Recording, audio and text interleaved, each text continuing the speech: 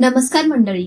आजचा काळ आणि आजची माणसं बघून डोक्यात एकच विचार येतो, अरे जगात चाललंय तरी काय? जग लय पुढे गेले असं सगळे म्हणतात, पण माणसाचं मन नि माणुसकी मात्र लय मागं राहिलीये.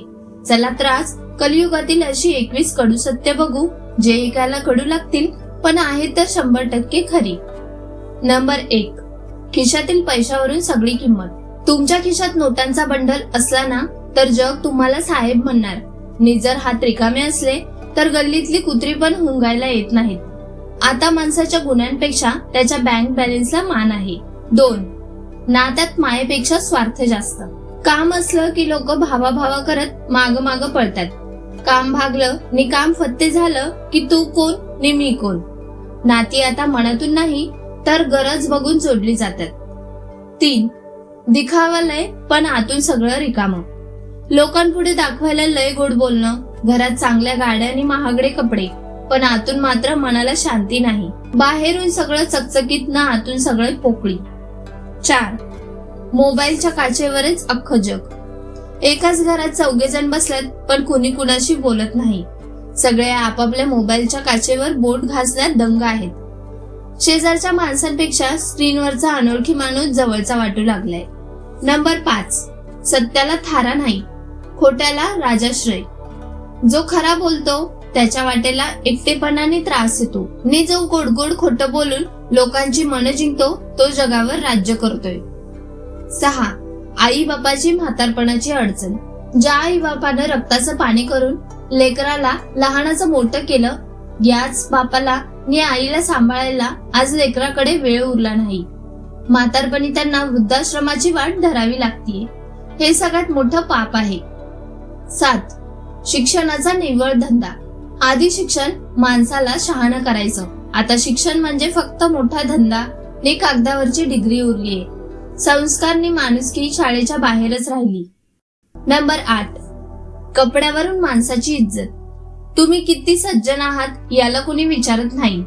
तुम्ही कुठल्या ब्रँडचे कपडे घातलेत नि कुठल्या गाडीतून उतरलात यावरून तुमची औकात ठरवली जाते. नंबर 9. सोशलायझेशन, खोटं सुख. इंस्टाग्राम आणि फेसबुक वरती फोटो टाकायला लोक दाताचं विस्कटन करून हसतात, पण कॅमेरा बंद झाला की चेहरा परत सुकतो. जगाला दाखवायला सुख आहे पण स्वतःच्या मनातले दुःख आहे. 10. मदतीपेक्षा कॅमेराचा फ्लॅश जास्त. कुणाला 1 रुपयाची मदत करायची झाली तर 10 जण एकत्र येऊन फोटो काढतात. मदत कमी नि स्वतःची जाहिरात जास्त चाललीये. 11. शब्दाला कसलीच किंमत उरली नाही. जुन्या काळात माणसाच्या एका शब्दावर लाखोंचे व्यवहार व्हायचे. आता बॉन्ड पेपरवर लिहून दिलं नि सह्या ठोकल्या तरी माणसं फिरतात नि पळून जातात. 12. अपघातात मदतीऐवजी व्हिडिओ. रस्त्यावर कुणाचा अपघात झाला नि तो रक्ताच्या धारोळ्यात पडला तरी त्याला उचलून दवाखान्यात नेण्याऐवजी लोक मोबाईल काढून व्हिडिओ बनवण्यात हुशार आहेत. माणुसकी पार मेलीये. 13.